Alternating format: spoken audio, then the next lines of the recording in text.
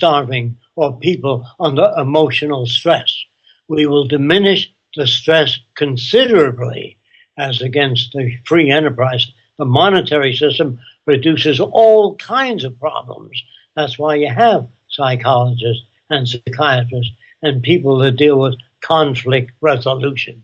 You don't need any of that in a sane society. You raise children to be creative in the arts, the sciences, in literature, all areas. Music, all of it. There's no reason to hurt anyone else. You know, the only shortage we have is a shortage of brain power to use our resources wisely for the benefit of all and the protection of the environment. Are you guys overall positive or negative in terms of where human civilization and mankind overall are heading, or do you feel that it's like we have doom hovering over our heads at any point now? And if so, do you also feel that that's a good thing? Is there potentially an opportunity in that? Is there an opportunity for change if indeed we are heading for doomsday, if we can put it that way? If we don't use the methods of science to arrive at decisions, we're headed for doomsday, yes. That's why we work so hard, too. We're afraid of direction that society is going in. We don't see any positive solutions out there. But I see Jacque has worked on many, many different problems that confront this direction. He's worked with people, he's worked with energy systems, he's worked with technology to verify this direction. It's just not somebody's wishes and aspirations. So there is a potential direction to move toward that's been checked out in all areas. And if you're interested and you identify with it, join with us.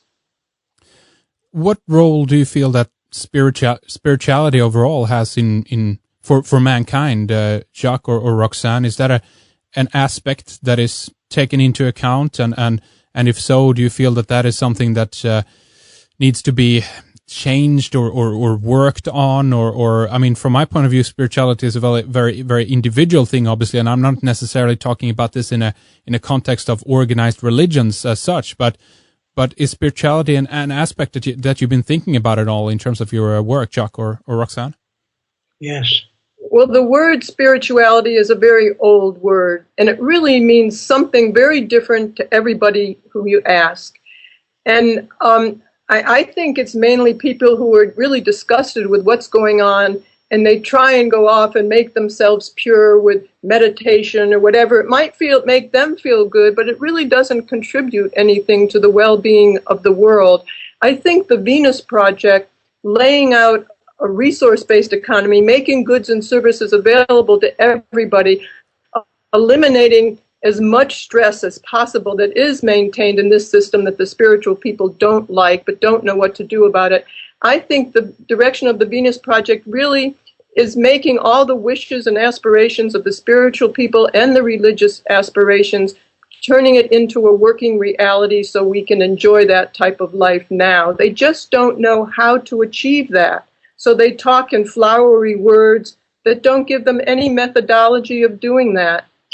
If you still have difficulty with that, we want to build a world without war, without prisons, without poverty, hunger, all the conditions that are aberrant in this society. If you don't see the spirituality in that, you just don't understand it. What would you say because there are, I know, even philosophies out there and things like that as well that argue and reason that we're in the state that we're in right now, mankind at large, the situation on this planet, because we need to learn and develop from them. I guess what I'm saying is that maybe there's a reason why humanity at large are experiencing problems and war at this particular time. Because if we didn't, and if we truly would want to have something else, then we would already be in a changed society or a changed world, because actually nothing else that needs to take place, or that what needs to take place, if I phrase it that way, is just a change in our mentality, our relationship to the world. And we need to have an internal switch that goes from poverty and lack think, so to speak, over to the fact that a sense of security and safety is there, that we feel that we're taken care of and that things are well. But again, if we just look at this from a philosophical point of view, what if we're meant to be in the situation we're in for a specific reason? Because we're at that development curve in human history right now. So problems, war, strife, etc., poverty, they're there for a reason, and we're not meant to have it in any other way. How would you tackle a question like that, Jacque or Roxanne? Well, first of all, society depends on resources. And if you lack resources, your values reflect that. If you were brought up in the South in America, you'd speak with a Southern accent. And you might say things like, get me a nigger, not going to kick his ass in. Well, that is learned in that environment. It is not that people are good or bad. The history of civilization is really the history of change. And change is normal to all social systems. All social systems undergo evolution just like the drifting of the continents and knowledge. Knowledge depends on the state of civilization. So all civilizations have a history from primitive to more advanced. And the more advanced a society is, when I use the term advanced, I mean human concern and environmental concern. That's what I mean by advanced, not just new technology. New technology to me has no meaning at all unless it enhances the lives of all the world's people. Right. We can't just superimpose a value system upon people to be good and ethical.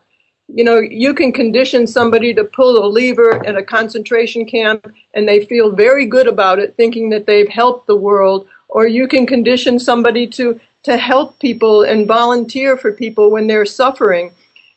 It really depends on what you want. When you go into prison, you see many people with crosses around their necks. Religion and superimposing value systems do not work. You have to look at what we are at a certain point in evolution.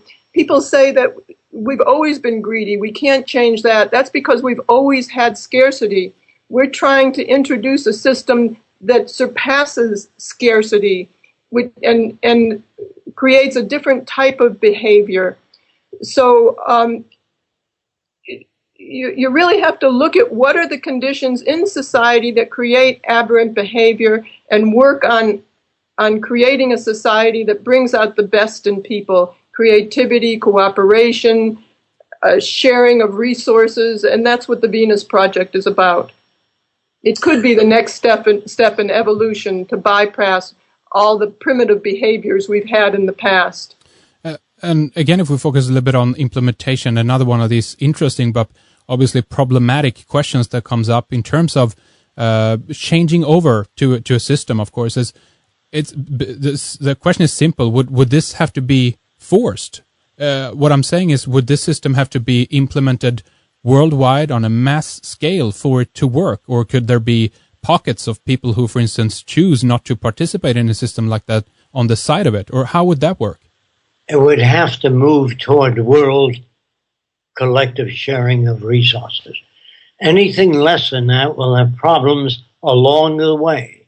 Until you realize that we have to share resources, we have to remove the artificial boundaries, we have to prepare people for change.